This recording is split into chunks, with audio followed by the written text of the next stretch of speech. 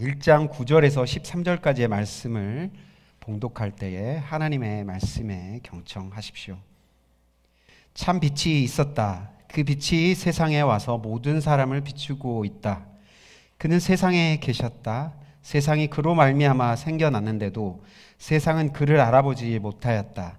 그가 자기 땅에 오셨으나 그의 백성은 그를 맞아들이지 않았다.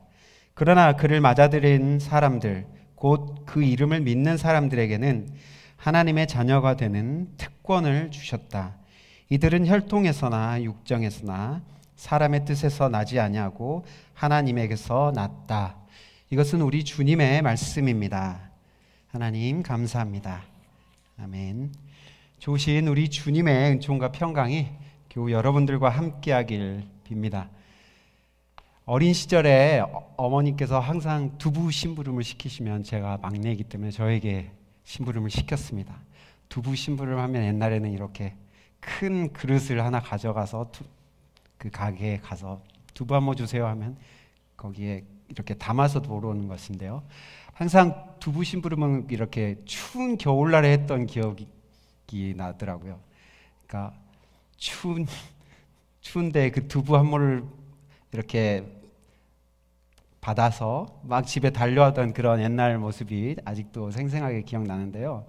그래도 그렇게 순종하고 나면 밥상에 김치찌개에 큼지막한 두부가 이렇게 썰어져 있고 맛있는 식사를 했던 경험이 납니다. 순종의 결과는 항상 감미로운 것입니다. 순종할 때는 무겁지만 순종의 결과는 감미롭다. 지난주에 우리가 말씀의 내용이었죠. 예수님께서 로고스로서 이 땅에 오셔서 하나님의 창조의 말씀을 현실로 나타내시기 위해 순종을 보이셨고, 그 순종의 결과로 이 세상이 창조됐다는 것을 말씀드렸습니다. 요한복음에서 말씀으로 번역되고 있는 이 로고스는 그레코 로만 사회에서는요, 신적인 존재였습니다. 이성으로 이해되기도 하는 이 신적인 존재, 이 로고스. 그레코 로만 종교 안에서 신에게 예배를 드릴 때는요, 다른 민족들의 제사와 달리 동물들을 죽여서 제사를 드리잖아요. 그것들 야만스럽게 여겼습니다. 왜냐하면 그리스 로마 사람들은 로고스를 사용하는 것, 이성을 사용하는 것이 영적인 것이라고 이해했기 때문입니다. 오늘 예배 부름에서 제가 선포했던 로마서 12장 1절 말씀에 이런 말씀이 있습니다. 형제자매 여러분, 그러므로 나는 하나님의 자비하심을 힘입어 여러분에게 권합니다. 여러분의 몸을 하나님께서 기뻐하실 거룩한 산 제물로 드리십시오. 이것은 여러분이 드릴 합당한 예배입니다. 지금 이 새 번역의 버전인데요, 옛날 개역 성경에서는 이것이 여러분이 드릴 영적 예배니라, 너희가 드릴 영적 예배니라, 이렇게 번역을 했었죠. 이 영적이란 말을 합당한으로 바꾸고 있습니다. 새 번역은. 이 말이요, 원래는 헬라 말에서 로기코스라는 단어를 이렇게 변형한 건데요, 로고스와 똑같은 뿌리입니다. 로고스, 그러니까 로고스를 사용해서 드리는 그 예배가 리즈너블한 예배이고 스피리추얼한 예배이다라는 이 편지를 지금 로마에 있는 사람들에게 바울이 쓰면서 이 로고스라는 말을 예배에 접목시키고 있습니다. 바울이 사용한 이 로고스는요, 그 헬라 사람들, 로마 사람들이 이해하는 그 로고스가 아닌 참 로고스이신 예수 그리스도가 중심인 삶의 예배를 염두에 두고 이 말을 썼습니다. 로고스이신 예수님께서 빛이라는 에너지를 갖고 모든 피조물들에게 생명을 주실 수 있는 힘이 어디서 나온다고 말씀드렸습니까? 그것은 하나님께 온전히 순종하는 자기 비움을 통해 예수 그리스도께서 그런 힘을 가졌고 창조하는 능력이 그에게 부여됐다라고 지난주에 말씀드렸습니다. 하나님의 말씀을 현실로 이뤄내는 순종을 통해 예수님은 생명의 빛을 어둠 가운데 비추셨습니다. 그리고 그 빛을 통해 어둠을 몰아내고 하나님의 창조를 이 세상 가운데 나타내신 것입니다. 그것을 요한복음 1장 9절은 이렇게 말하고 있습니다. 참 빛이 있었다. 그 빛이 세상에 와서 모든 사람을 비추고 있다. 모든 사람 비추고 있다. 현재형을 쓰고 있습니다. 예수님을 참 빛이라고 말하고 있어요. 참이라고 번역된 이 헬라 단어 알레티노스는요, 진리라고 하는 알레티아라는 말과 똑같은 뿌리입니다.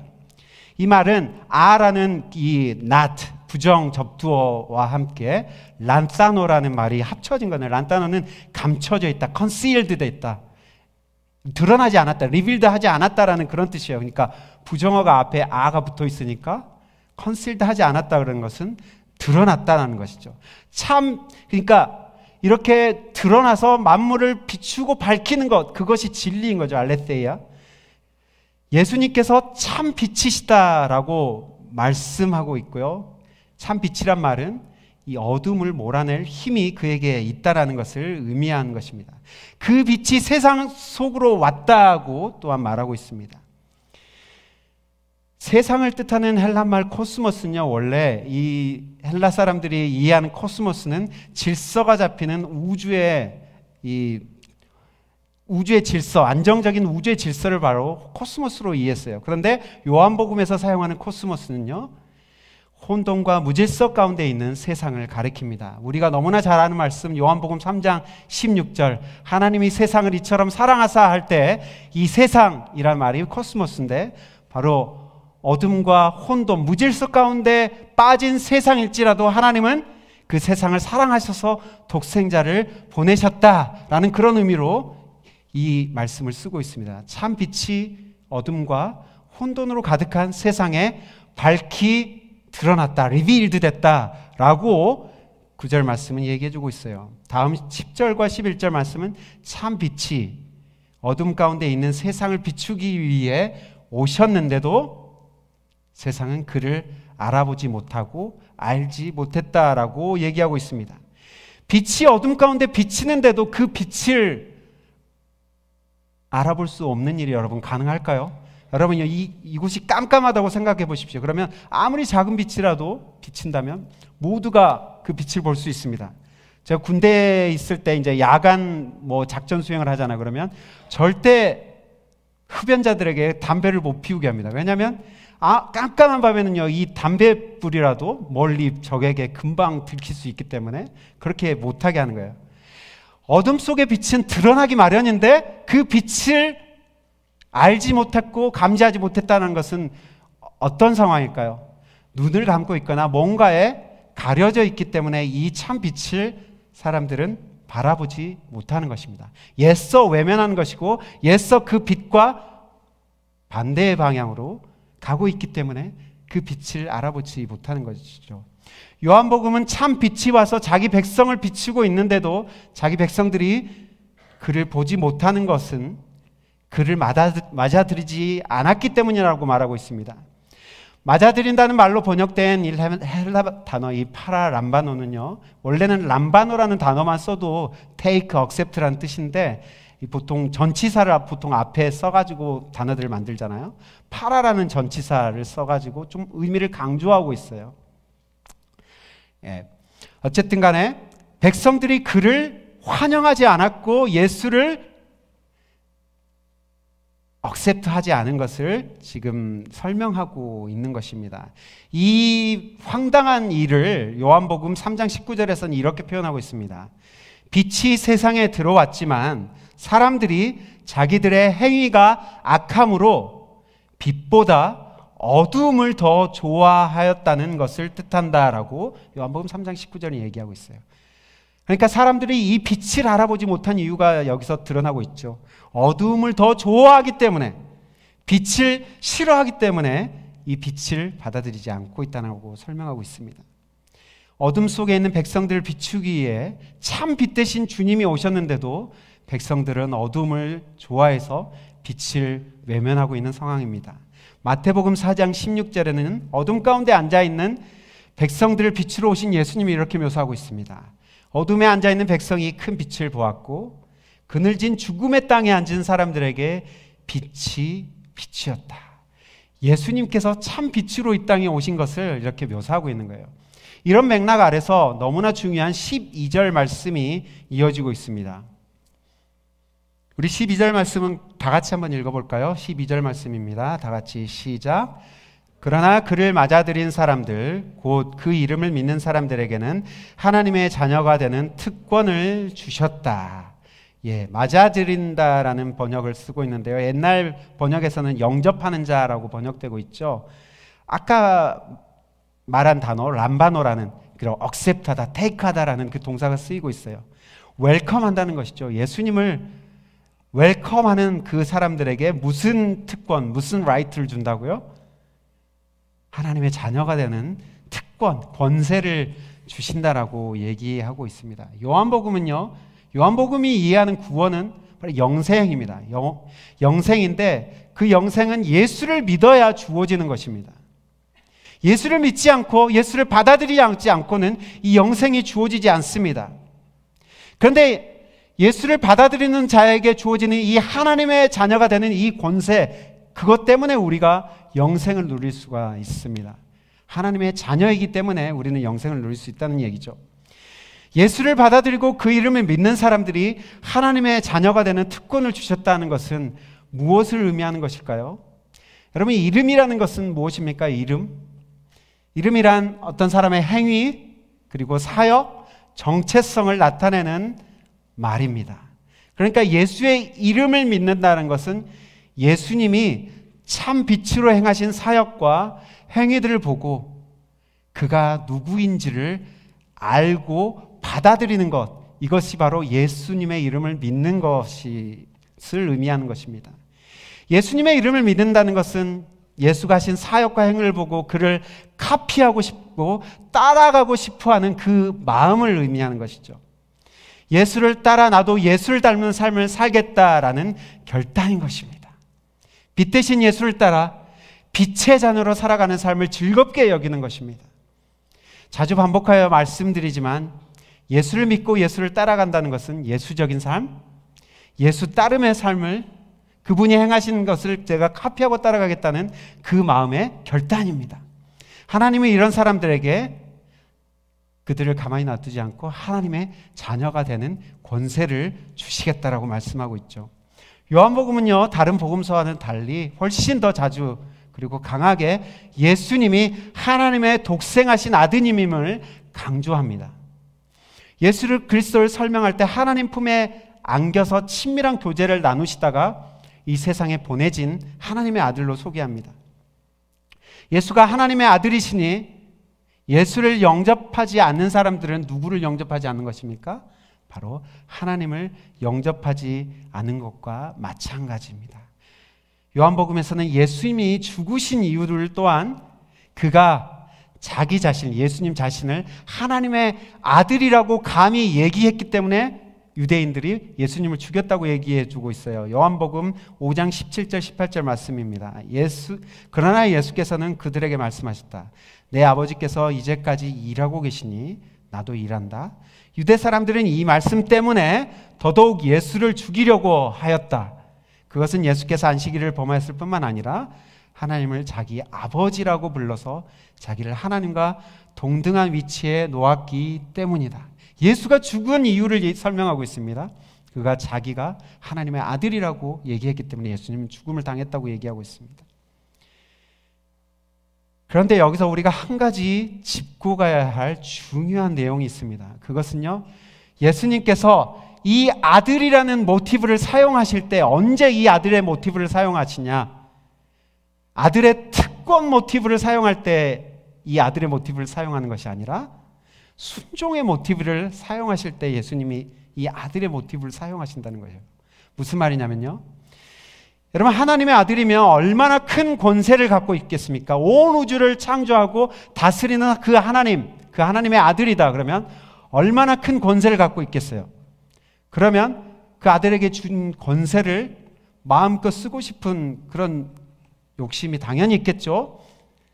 특권을 사용하고 싶어 하는 거예요. 여러분, 대한민국에서 장관의 아들, 국회의원의 아들이면 얼마나 큰 권세가 있습니까? 그들은 웬만한 범죄를 저질러도 뭔가 다 이렇게 방면되고 용서가 되어지는 현실입니다.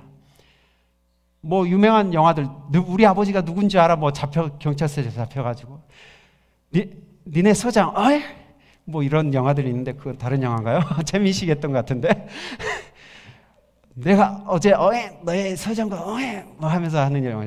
어쨌든 장관의 아들도 이런 떵떵거리면서 자기의 권세를 자랑하는데 하나님의 아들, 하물며 하나님의 아들이면 여러분 얼마나 그 특권을 당연하게 사용할 수 있는 것이고 쓸 수 있는 것이겠습니까? 하지만 하나님은 하나님의 아들 예수 그리스도는 그 특권을 사용하실 때 이 아들이라 말하지 않고 순종하실 때 하나님 앞에 온전한 순종을 바칠 때 자기가 하나님의 아들인 것을 강조하셨다는 것이죠. 요한복음 10장 30절에 나와 아버지는 하나이다 라고 말씀하시지만 이 예수님은 그 하나님과 동등된 위치, 동등된 레벨에 있는 것으로 여기지 않고 오히려 자기를 비워 종의 모양을 가지셨고 십자가에 죽기까지 순종하셨다라고 얘기하십니다. 여러분, 하늘 보좌를 버리고 사람의 모습을 입는 것, 이것도 엄청난 순종인데 거기에서 종의 몸까지 입었고요. 거기에서 더 낮아지셔서 십자가까지 지셨다라는 것은 여러분 이런 삼중적인 놀라운 순종, 예수 그리스도의 그런 낮아짐을 이렇게 얘기하고 있는 것입니다. 지난주에 얘기했죠. 예수님의 순종이 왜 그렇게 강력한 힘, 강력한 빛을 발하고 생명을 낳는 그런 힘을 갖게 되었는가? 그것은 바로 이 예수 그리스도의 낮아짐 때문입니다. 여러분 여기에 과학을 좋아하시는 분들 많으신데요. 물리학에 보면 그 오비탈이라는 게 있잖아요. 그 핵, 그 원자의 핵 주변에 그 전자인가요, 양자인가요? 생각이 안 나는데 어쨌든 양자가 그 담겨 있는 오비탈이라는 게 있는데 이 높은 오비탈에서 낮은 오비탈로 이 양자들이 왔다 갔다 하면서 에너지를 흡수하기도 하고 에너지를 방출하기도 한다고 그러죠. 근데 높은 오비탈에서 낮은 오비탈로 내려올 때 엄청난 양의 에너지가 방출된다고 합니다. 여러분 이 과학적인 원리로 예수 그리스도의 이 낮아짐 안에서 놀라운 빛의 에너지, 생명의 에너지가 발한 것을 우리가 빗대어서 설명할 수 있을 것 같아요. 예수 그리스도는 십자가에 죽기까지 복종하시면서 하나님께 순종하심으로 말미암아 많은 사람들에게 생명의 빛을 비춰 주셨습니다. 예수님은 특권 모드가 아니라 순종 모티브로 자신이 하나님의 아들이심을 나타내십니다. 그러기에 우리가 예수를 믿고 따라가면서 갖게 되는 하나님의 자녀가 되는 권세는요, 우리에게 순종을 자연스럽게 요구합니다. 여러분, 자식이 부모의 말을 순종하지 않으면 여러분 부모의 말을 듣지 않고 순종하는 자녀, 자기 마음대로 제 멋대로 살아가는 그 자녀들을 우리가 네 글자로 뭐라고 부르십니까? 무슨 자식이라고 그러죠? 호로 자식이라고 합니다. 예키 호로 자식아 누가 그렇게 가르치디? 라고 얘기를 합니다. 여러분, 호로 자식이 아닌 아버지가 있는 자식들은 자녀 아버지께 순종함으로 무엇이 옳은 것인지를 알고 그 옳은 것을 따라가는 그런 삶의 자세를 가지고 있습니다. 우리에게 아버지가 있다는 것은요, 아버지의 뜻에 순종하며 사는 자녀라는 전제가 우리에게 깔려 있습니다. 그러니까 우리가 하나님의 자녀가 되었다라는 것은 기본적으로 하나님의 뜻에 순종하며 살아가는 기본적인 전제가 깔려 있다는 것이죠. 아니 목사님, 하나님의 자녀가 되는 사람들에게 부여되는 무거운 순종 말고 진짜 좋은 거 없습니까? 하나님의 자녀가 되는 그 권세, 진짜 권세가 없습니까? 라는 그런 질문이 있는 분이 계실지 모르겠어요. 하나님의 자녀에게 주어지는 네 가지 권세를 한번 여러분에게 말씀드리고자 합니다. 첫 번째는요, 하나님과의 친밀한 교제와 보호를 받는 권세입니다. 두 번째는 하나님의 성품을 닮을 수 있는 권세입니다. 세 번째는요, 하나님 나라를 상속할 수 있는 권세입니다. 네 번째는요, 하나님 나라의 그림자인 교회 공동체에 소속되는 권세입니다. 이것들을 간단하게 한 가지씩 여러분 설명해 드리고 싶은데요. 첫 번째는요, 하나님과의 친밀한 교제와 보호하심이 하나님의 자녀에게 주어집니다. 하나님과 친밀한 교제를 해본 사람은 그 감미로움을 여러분 압니다. 무엇과도 바꿀 수 없습니다. 그 친밀한 교제는요. 창조주가 나를 사랑하시고 나와 교제하길 원하시고 나와 더 가까이 원하시고 거기에 머무르지 않고 나를 보호하시고 나의 삶을 선한 길로 인도하기를 원하신다는 것을 우리가 알 때 오는 안정감은 너무나 큰 것입니다. 하나님의 자녀이니까 당연히 교제, 친밀함과 또한 인도하심의 그 권세가 주어집니다. 제 아들들이 저와 친밀한 이유는 저의 아들이 자녀이기 때문입니다. 부모는 어떤 어려움 가운데서도 자식을 포기하지 않고요. 하나님도 마찬가지로 우리가 하나님의 자녀이기 때문에 우리를 떠나지 않고 세상 끝날까지 우리와 함께 하시겠다고 약속하십니다. 두 번째는요, 하나님의 성품을 닮을 수 있는 권세입니다. 우리 신앙생활의 목표 중 하나는 바로 하나님의 성품을 담는 것에 있습니다. 오늘 주보에 그 내용들을 자세히 설명 제가 했는데, 옛말에 50살까지 성실히 살아온 사람은 노후를 걱정하지 않아도 된다는 말이 있습니다. 여러분, 50살까지 진짜 성실하게 살고 인간관계를 잘 맺어온 사람들은요, 성실히 살아온 그 관계망 때문에 노후를 안정적으로 살아갈 수 있다는 그런 취지의 말입니다. 여러분, 세상에서 성공하려면 사람들은 스펙이 중요하다, 외모가 중요하다라고 말하지만 하나님 믿는 사람들에게 성공의 비결, 그것은 바로 성품에 있다고 저는 생각합니다. 여러분, 성품이 좋은 사람의 성공은 오래오래 갑니다. 하지만 성품이 좋지 않은 사람의 성공은요, 그 성공을 받아들일 이 기반이 없어요. 힘이 없어요. 그래서 금방 무너지게 되어 있습니다. 그래서 우리 자녀들에게 어떤 스펙을 쌓는 것보다 훨씬 더 중요한 것은 좋은 성품으로 자라가게 가는 우리 자녀가 될 수 있도록 우리가 안내를 해 주어야 합니다. 하나님 자녀에게 주어지는 특권, 그것은 바로 하나님의 성품을 닮아간다는 거예요. 여러분, 어떤 유튜브 이런 강사가 얘기하던데 그 가정 안에 그 아버지의 그 언어가 자녀에게 그대로 이렇게 전달된다고 하잖아요. 그래서 아버지의 그 언어가 모국어인데, 그래서 결혼 상대자를 이렇게 구할 때 그 가정에서 엄마 아빠가 어떤 언어로 이렇게 얘기하는지를 보고 이렇게 결혼 상대자를 구하라고 그러잖아요. 아버지의 성품을 아들들이 그대로 닮아간다는 것, 그것은 바로 우리가 하나님의 성품을 그대로 우리가 닮아갈 수 있다는 얘기예요. 세 번째는요, 하나님 나라를 우리가 하나님 자녀로서 상속할 수 있는 권세가 우리에게 주어집니다. 구약 성경에서는요, 아브라함 때부터 약속된 하나님의 나라를 하나님의 자녀들에게 상속하겠다라고 하나님께서 여러 번 그 약속을 확인해 주셨어요. 하나님의 자녀가 된 사람들은요, 이 땅에서부터 하나님의 나라에 동참하고 그 하나님의 나라를 상속하는 그 권세를 누리게 됩니다. 저희 부모님이 농사를 지시는데 전답이 조금 있습니다. 조금 있어요. 많이 있지 않고요. 그런데 우리 부모님의 마음은 내가 이 세상을 떠날 때 우리 자녀들에게 이 전답을 조금씩 나눠줘야겠다는 그 마음을 갖고 계십니다. 저는 됐다고 하는데도 굳이 주시겠다고 하십니다. 그런데 하물며 온 우주의 주인이시고 온 우주를 소유하고 계신 하나님께서 우리를 자녀 삼으시겠다고 하실 때 우리에게 주어지는 그 하나님 나라의 그런 가치는 얼마나 값지고 귀한 것이겠습니까? 네 번째는요, 하나님의 자녀에게는 하나님의 나라의 그림자인 교회 공동체에 소속되는 권세가 주어집니다.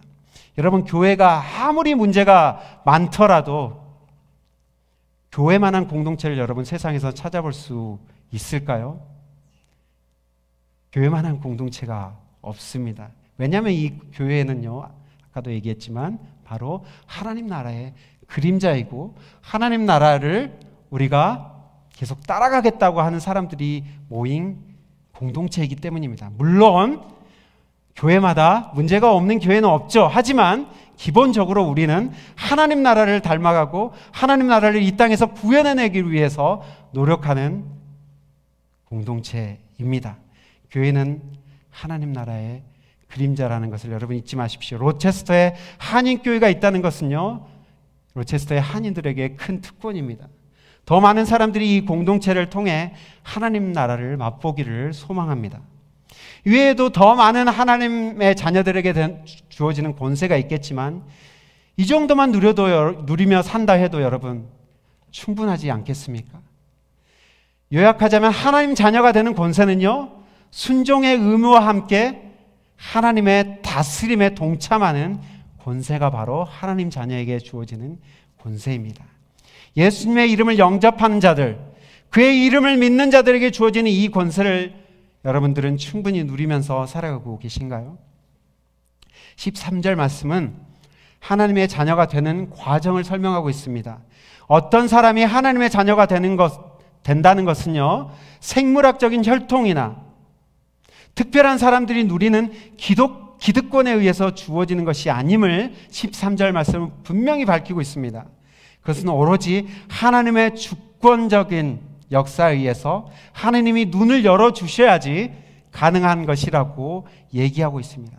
하나님이 빛을 비춰주시고 하나님이 조명해 주는 것을 통해서 하나님이 바로 온 우주의 창조자이시고 바로 그 아들 예수 그리스도를 우리의 죄를 위해서 십자가에 죽이시고 부활시키셨구나라는 것이 믿어지기 시작하는 것이죠.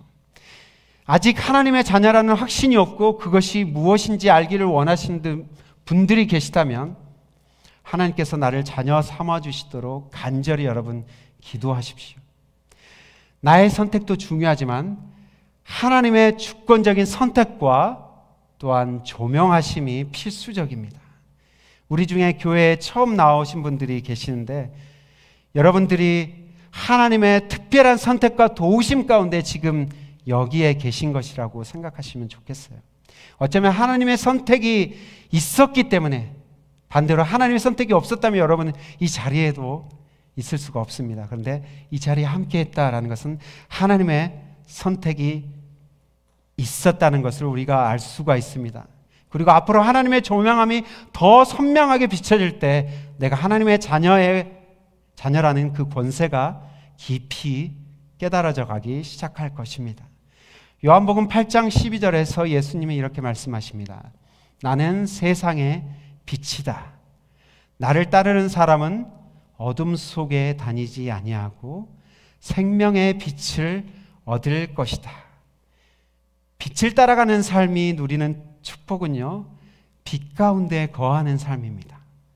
어둠 가운데 거하지 않고 빛 가운데 걸어가게 된다는 것이죠.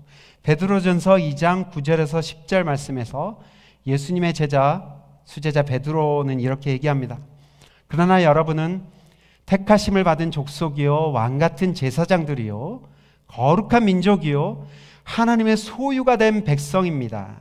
그래서 여러분을 어둠에서 불러내어 자기의 놀라운 빛 가운데로 인도하신 분의 업적을 여러분이 선포하는 것입니다. 어둠 가운데 살아가던 우리를 불러내신 분은요, 하나님의 백성으로 빛을 발하며 살아가길 원하십니다. 어둠의 세상 한가운데서 우리를 불러주신 하나님이 우리를 그분의 자녀 삼으신 이유가 무엇입니까? 바로 빛 대신 하나님을 본받아 아름다운 그 하나님의 빛을 이 어두운 세상 가운데 우리 보고 비추라고 하나님은 빛의 자녀로 우리를 불러주셨습니다. 여러분이 이제 어두운 세상 속으로 흩어져 가게 되어집니다. 일주일 동안 이 어두운 세상 가운데 여러분들은 빛으로 살아가게 될 것입니다. 하나님은 하나님의 자녀가 갖는 이 빛이 되는 이 사명감을 우리에게 주시면서 이 세상 가운데로 보내십니다. 여러분을 통해 여러분의 삶의 자리에 어둠이 물러나고 참 빛이신 예수의 생명이 풍성하게 나타나기를 소망합니다. 또한 예수처럼 하나님의 자녀라는 그 특권만을 말하는 것이 아니라 우리의 순종함을 통해서 우리의 삶에 아름다운 빛이 우리의 삶에 나타나기를 간절히 소망해 봅니다. 같이 기도하겠습니다. 살아계신 아버지 하나님, 우리를 빛의 자녀로 삼아주시고 하나님 아버지의 자녀된 특권을 우리에게 허락해 주셔서 감사합니다. 때로는 어두운 세상 가운데 살아갈 때에 내가 과연 하나님의 자녀로서 특권이 나에게 있는가라는 그런 의심이 들 때도 많이 있습니다. 하나님, 그럴 때라도 우리의 삶 가운데 여전히 빛이 되어주시는 그 주님에 대한 믿음 잃지 않고 묵묵히 빛의 자녀로서 살아갈 수 있는 우리의 삶이 될 수 있도록 주여 도와주시옵소서. 예수 그리스도의 이름으로 기도합니다. 아멘.